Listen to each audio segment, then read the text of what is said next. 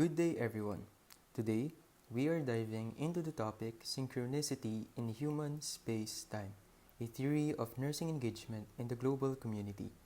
This theory highlights the essential role of nursing in fostering connections through technology, interpersonal relations, and transformative practices, especially in a globalized world.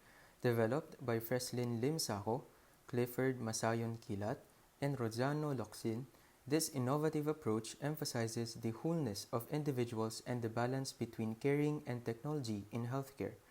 Through this presentation, we will explore its foundations, definitions, and implications for nursing in the modern era. The first principle is interconnectivity. Highlights the healthcare involvement not just physical care but also emotional, mental, and spiritual well-being. There are three key aspects include: first is holistic care. Nurses address the whole persons, including the body, mind, and spirit, recognizing the interconnectedness of all aspects of health. For example, a nurse caring for a patient with cancer not only treat the physical symptoms like pain and nausea, but also listens to their emotional concern and spiritual needs, offering a comfort and resources to support their overall well-being. Next is empathy and connections. Nurses use empathy to create a supportive energy exchange with patients, fostering trust and promoting healing. For an example, a nurse sitting with the patient who is anxious about surgery, holding their hand and reassuring them with kind words, creating a calm and trusting atmosphere that help ease the patient's fear. Not the least is the healing environment. Nurses shape the physical and emotional environment to enhance the energy flow that supports recovery and well-being of the patient. For an example, a nurse arranges a patient room with soft lighting, calming music, and personal items, ensuring the space feels comforting and peaceful, promoting a sense of safety and relaxation for the patient.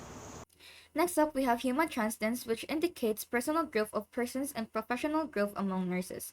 We have three subtopics, which are personal growth, which says human transcendence involves individuals rising above limitations, achieving self-awareness, and realizing their potential, which fosters a sense of purpose and fulfillment in life.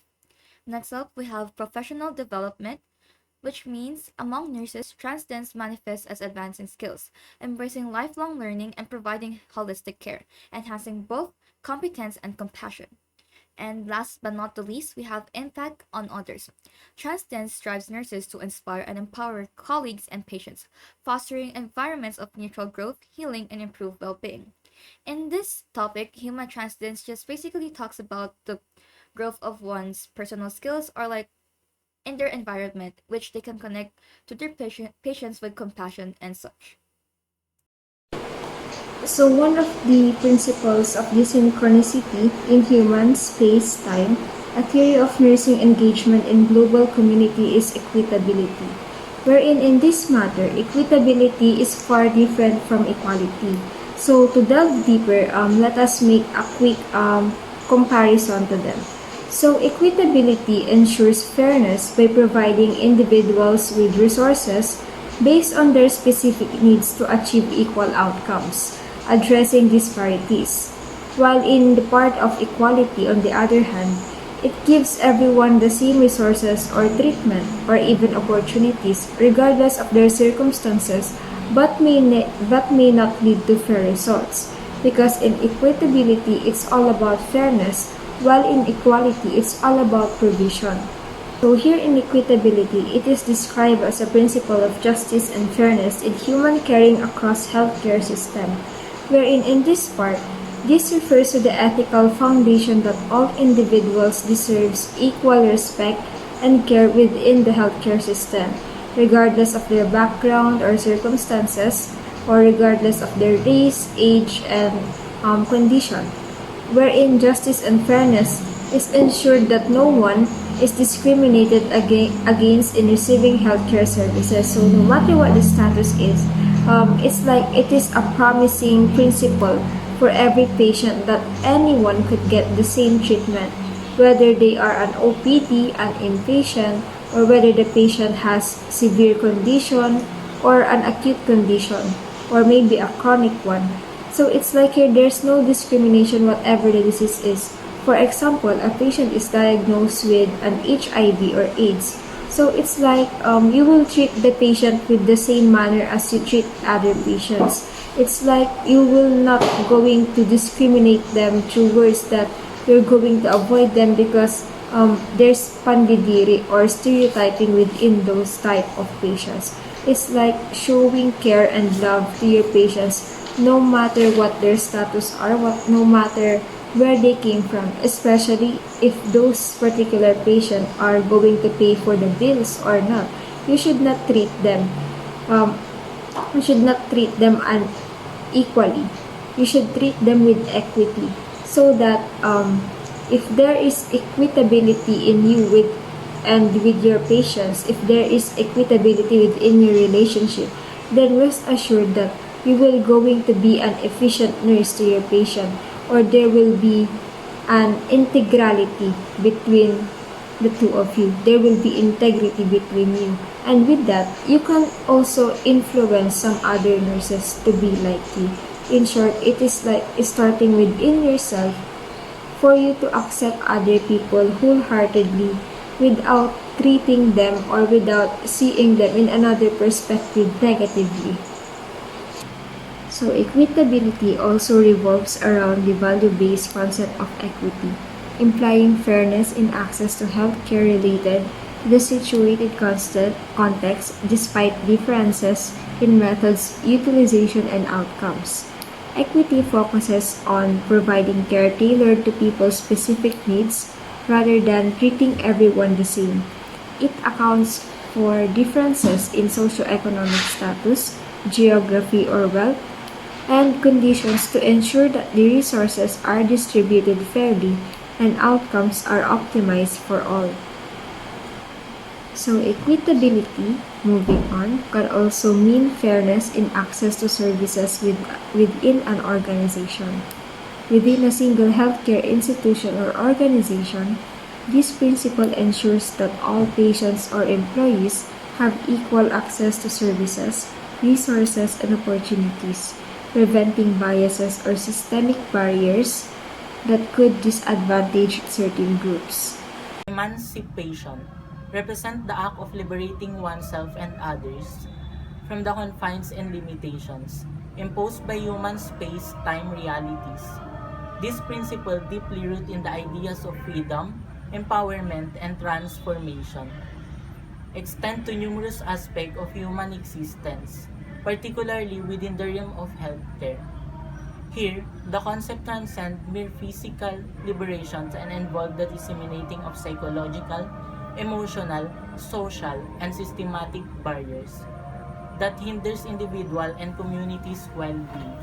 So overall, this theory includes the three important I principles that we must always remember.